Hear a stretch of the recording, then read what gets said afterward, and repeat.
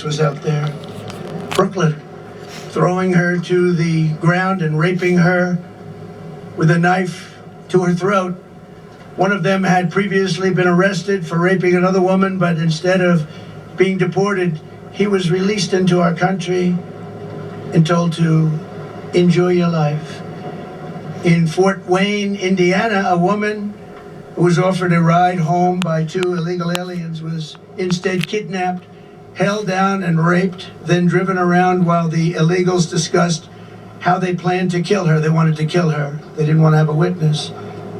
And she miraculously escaped by throwing herself out of a rapidly moving car, was badly hurt, but she escaped. At least those people came from another country, and they were very violent, with an unbelievably violent background. Violence like you've never seen.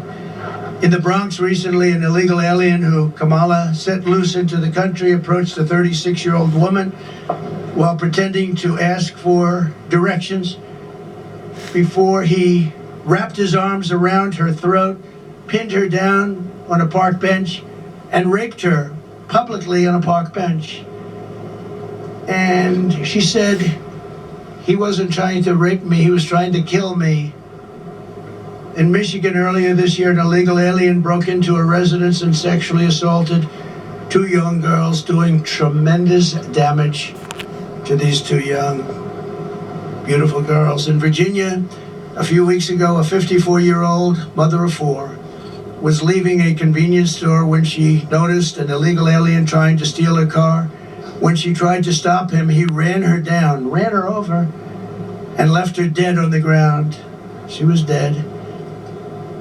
And her family is devastated. In Texas last month, a Venezuelan illegal alien criminal let in by Comrade Kamala shot a female police officer multiple times with a rifle. And she'll never be the same. And that's being nice about it. A few months ago, I met with the devastated family of Laken Riley, a 22-year-old nursing student who was out for a jog on the campus of the University of Georgia when she was assaulted, beaten, and horrifically murdered. Kamala Harris let in the illegal alien animal who murdered Laken. This monster was in Border Patrol custody, under very strong custody. They didn't want to let him go. But under Kamala's policies, he was set free to kill. And that's what he did. Kamala let this bloodthirsty killer go free, and then he murdered beautiful Laken, #1 in her class, nursing school. Everybody aspired to be like her. She was the best student, the best everything. Beautiful girl.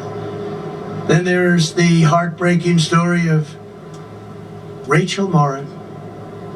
And we're joined today by Patty and Michael Morin, Rachel's mother and brother. And I met with them, we had lunch, and they're devastated at a level that nobody can really imagine. Rachel was a cherished 37-year-old mom, beautiful woman of 5 incredible children who adored their mother more than anything in the world. They loved their mom. Earlier this year, while Rachel was out on a run, she wants to keep herself in good shape, and she ends up getting killed. In her neighborhood, she was brutally raped and murdered by an illegal alien who was led into America by Kamala Harris and her policies of stupidity. Savage person who committed this heinous crime first killed another woman in El Salvador before walking across our open border. Just walked right in. They didn't have this then. He then attacked a 9-year-old girl and her mother in a home invasion in Los Angeles where they were very badly hurt before murdering Rachel. And the area where Rachel lived in a very different part of this country. It was cold-blooded murder. Patty and Michael, I would just, first of all, thank you for being here. I know it's tough, but they want to let people understand what's going on here, because this can't happen to other parents and sisters and brothers and husbands. So if you would, I'd love you to say a few words. Thank you. Please.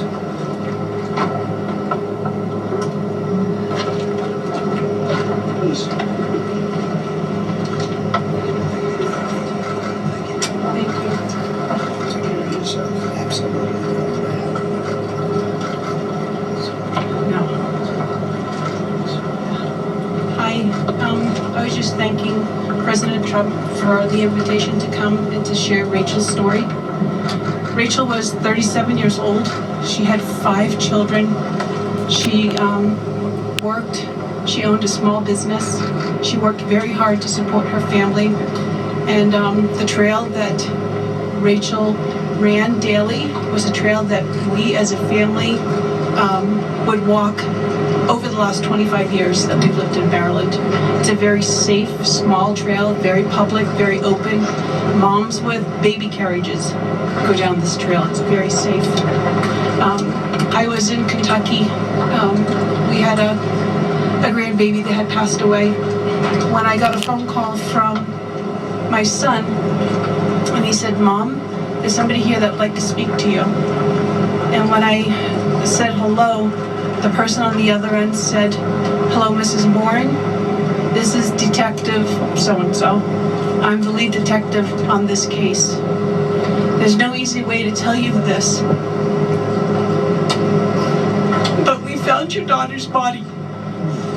And if they find the body, you know that she's dead. They wouldn't say, 'We found Rachel, she's alive.'" And so they found my daughter's body. And when they found it, it just recently has come out that she was brutally beaten, raped, and then stuffed into a drain pipe. We're 18,000 miles, 1,800 miles from the border.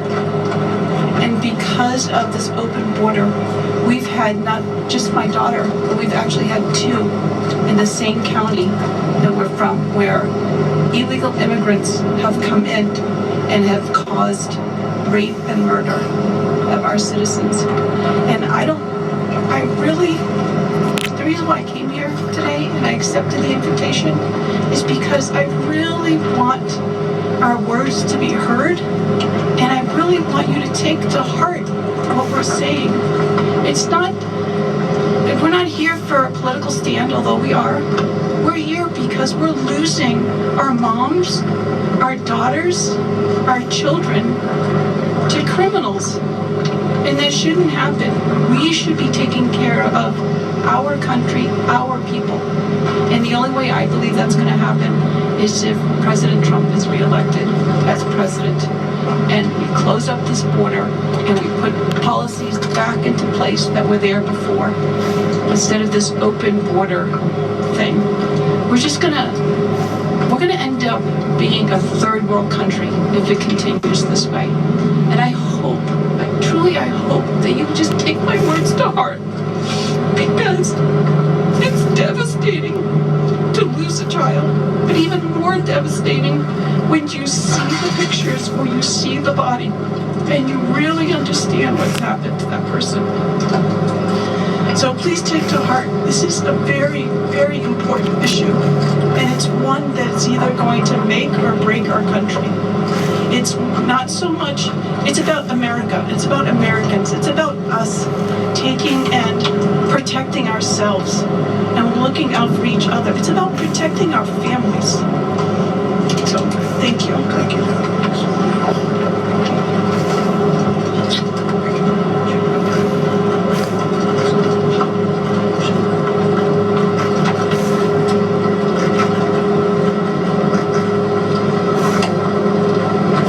Thank you very much. Boy, a story like that.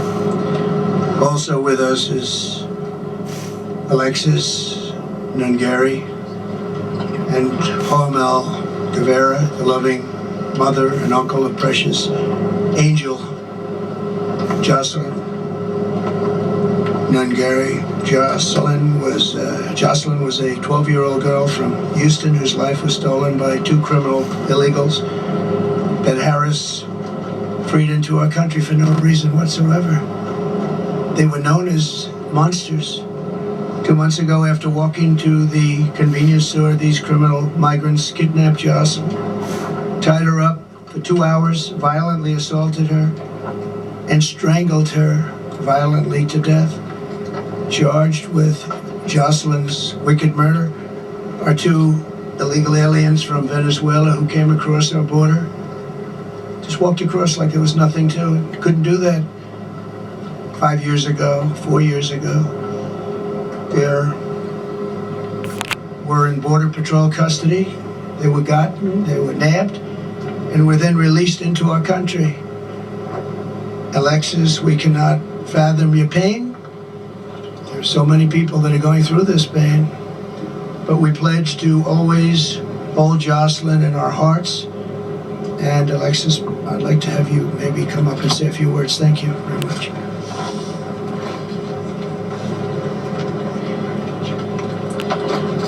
So I would love to thank Donald Trump for giving us this invitation to be here and to say a few words to the staff that's been so kind to help us in this very hard time.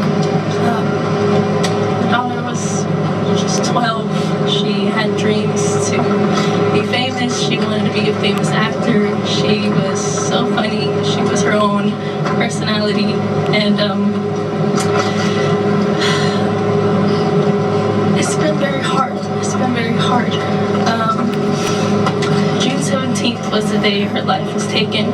She was left with no clothing from the waist down, was thrown in a bayou, left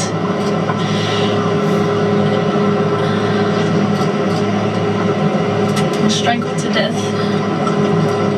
We believe, yes, she was assaulted off of DNA kit that has been, but it's still very, very early, and it's still very, very raw, and it's still very, very surreal. And they had no reason to do anything that they did to Jocelyn. There was over 300 detention beds that they should have been at because they were detained and they were released when they shouldn't have been released. And one had an ankle monitor, didn't stop anything. So now I have to go through the rest of my life with my son, always asking for his sister. And I just really, really, really want everybody to please take into consideration how important border control is, because we're losing very innocent people to heinous crimes that shouldn't be happening in the first place. So please, please, I really hope everybody can hear my pain to just please, he needs to be in office, and we need better control. We need to stop this. We need to stop losing our littles. We need to start losing children, mothers, sisters. Because now I get to grieve every single day. Every milestone that hits gets harder because she's not there for it. She was gonna be a 7th grader. She had her whole life ahead of her. And it was viciously taken away by 2 evil, heinous monsters. So thank you again for taking the time to listen to my words. And please, help him make a change. Thank you.